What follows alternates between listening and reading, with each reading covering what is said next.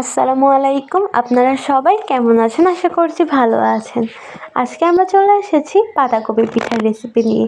পিঠাটি দেখতে যেমন ইউনিক, খেতেও ঠিক তেমন মজা।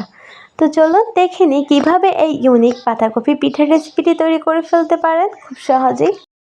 এর জন্য প্রথমে একটা বোলে নিয়ে নিব 2 কাপ ময়দা, এরপর স্বাদ মতো লবণ দিয়ে দিব 2 টেবিল চামচ চিনি, 1 টেবিল চামচ ইস্ট দিয়ে দিব। এরপর সব কিছুকে ভালোভাবে মিশিয়ে নিব। এরপর দিয়ে দিব সামান্য পরিমাণ গ্রিন ফুড কালার দেওয়ার পর এটাকে মাখিয়ে এখানে 1 কাপ কুসুম গরম দুধ দিয়ে নিয়েছি। এখানে গরুর দুধ গরম করে দিয়েছি, আপনারা চাইলে পাউডার দুধ মিক্স করেও দিতে পারেন।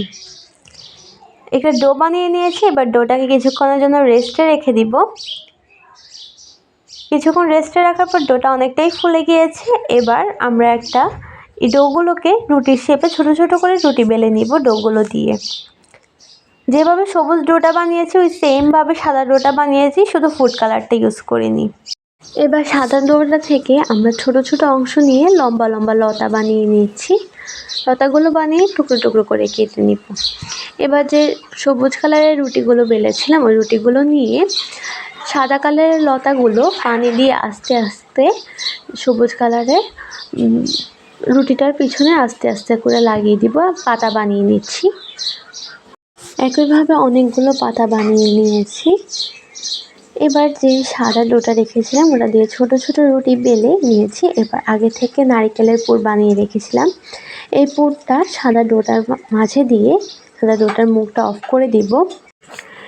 এবার যে পাতাটা বানিয়ে রেখেছিলাম ওখান থেকে 2টো পাতা নিয়ে 2 সাইডে লাগিয়ে দিচ্ছি। আর এটা কিন্তু পানি দিয়ে করতে হবে, আস্তে আস্তে করে পানি দিয়ে লাগিয়ে দিচ্ছি।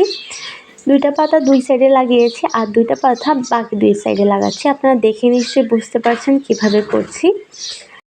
এই 4টা পাতা দেওয়ার পর আরও 2টো পাতা দিয়ে দিচ্ছি। মোট 6টা পাতা লেগেছে একটা পাতাকপি বানানোর জন্য। আপনারা নিশ্চয়ই দেখেই বুঝতে পারছেন কিভাবে করেছি।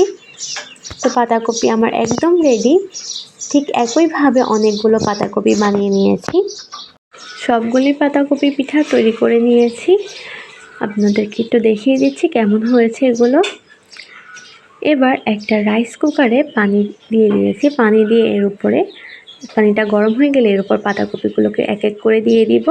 পাতাকপিগুলো স্টিমে দিয়ে এটাকে ঢাকনা দিয়ে রেখে দিব 20 মিনিটের মতো। 20 মিনিট পর পাতাকপিগুলো খুব পারফেক্টলি পাতাকপি পিঠা রেডি হয়ে গিয়েছে। তো আপনাদের দেখিয়ে দিচ্ছি পিঠাগুলো কেমন হয়েছে। এবার পিঠাগুলোকে আস্তে আস্তে চুলা থেকে তুলে নিব। খুব সাবধানে তুলতে হবে যেন পিঠাগুলো ভেঙে না যায়। আপনাদের বাসায় মেহমান আসলে আপনারা এই পিঠাগুলো পরিবেশন করতে পারেন, আবার চাইলে হলুদের ডালায়ও সাজাতে পারেন। সবাই দেখে অবাক হয়ে যাবে। তো আশা করছি আমাদের আজকের এই পাতাকপি পিঠার রেসিপিটি আপনার কাছে ভালো লেগেছে। ভালো লাগলে আমাদের পাশেই থাকবেন। আল্লাহ হাফেজ।